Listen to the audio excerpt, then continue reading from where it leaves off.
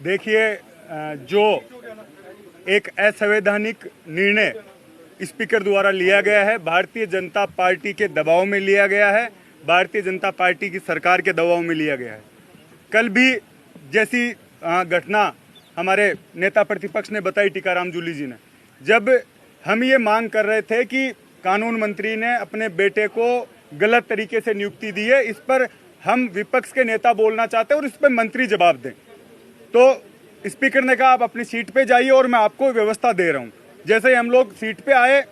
और स्पीकर कहने लगे आप हमें लिखित में दे दीजिए और मैं परीक्षण करके कल आपको समय दूंगा। पहली बात, जब आप हम लोगों से ये बात कर चुके थे, उसके बाद अपने बात से आप मुकरे, और उसके बाद जब नेता प्रतिपक्ष बोल रहे हैं तो श्रीचंद कृपलानी और हरलाल सारण दोनों बार बार उनको टोक रहे थे, बीच में खड़े होकर बोल रहे थे। तो मैंने सिर्फ इतना बोला कि जब नेता प्रतिपक्ष बोल रहा है तो आप लोगों को अधिकार नहीं है, क्योंकि जब आपका नेता बोलता तो हम लोग सब सुनते हैं, तो आपको ये बात सुननी चाहिए। उतने में पूरी भाजपा खड़ी हो गई और स्पीकर साहब को पता नहीं पहले से ये तय करके आए थे, क्योंकि उन्होंने पहले भी 2-3 बार यूं कह दिया कि आप शांति से बैठ जाइए, क्योंकि भाजपा के मंत्री जवाब दे नहीं पा रहे। विधानसभा में पूरी तरह से भाजपा सरकार फेल हो रही है, उसको बचाव कैसे किया जाए, इसको लेकर पूरी जिम्मेदारी स्पीकर ने अपने ऊपर ले रखी थी। पहले से बार बार ये कहते विश्वविद्यालय से आए हुए छात्र नेता तुम सुधर जाओ, तुम्हें सस्पेंड कर दूंगा, और जिस तरीके से बिना वोटिंग और जिस जल्दबाजी में कल सस्पेंशन हुआ, कल मार्शलों द्वारा जिस तरीके का बर्ताव हमारी महिला विधायकों के साथ, बुजुर्ग हमारे जितने भी विधायक थे उनके साथ किया गया, एक जैसे सड़क पर झगड़ा होता उस तरीके की नौबत सदन में आई।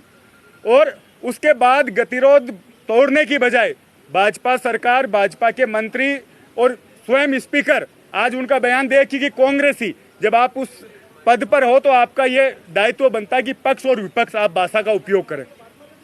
कांग्रेस ही है इस तरीके की भाषा बोल रहे हैं। तो ये जितनी भी चीजें घटी, और उसके बाद आज वापस से वो सुबह मुख्यमंत्री जी 10 बजे सदन में आते हैं, विधायक दल की मीटिंग लेते हैं और ये चाहते थे कि हम खड़े होकर माफी मांगे, मैं उठ के बाहर आ जाऊं। लेकिन कांग्रेस पार्टी, हमारे नेता टीकाराम जूली जी, सीएलपी लीडर, सबने जिस मजबूती के साथ संविधान की रक्षा के लिए और इन भाजपा के लोगों को ये मैसेज देने के लिए जिस तरीके से रात भर सदन में डटे रहे, वो इनसे सहन नहीं हुआ। और बौखलाहट में आज भी आप पूरी प्रोसीडिंग देखेंगे, वीडियो देखेंगे, जब कोई भी प्रस्ताव आता है तो पहले स्पीकर है वो वोटिंग करवाता है और उसके बाद सस्पेंशन होता है। उन्होंने जिस जल्दबाजी में किया, असंवैधानिक तरीके से किया, पूरी पार्टी जिस तरीके से एकजुट है, आगे के आंदोलन के लिए हम रणनीति बनाएंगे, पूरे सीनियर नेताओं के साथ बैठकर किस तरीके से असंवैधानिक निर्णय लिया है, इसके खिलाफ क्या कर सकते हैं, उस पर हम लोग रणनीति बनाएंगे। मुकेश जी, एक आप पर आरोप है कि आपने, वो ये कह रहे हैं कि मार्शल को काटा आपने। मेरे दांत देखो काटने जैसे हैं लग रहे हैं, उसके मैं वो करवा लो, टेस्ट करवा लो, मैं तैयार बैठा हूँ खुद ही काट के। ये तो बातें बनानी है। उनके लोगों ने जो हमारी महिला विधायकों के साथ बदतमीजी की,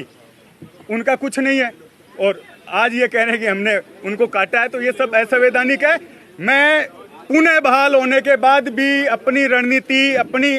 स्टाइल नहीं बदलूंगा। जवाब सदन में भाजपा को देना पड़ेगा, चाहे परमानेंट मेरी सदस्यता ये निलंबित कर दें, लेकिन जिस रवैये से ये सदन चलाना चाहते हैं उसके खिलाफ मैं हमेशा खड़ा रहूंगा।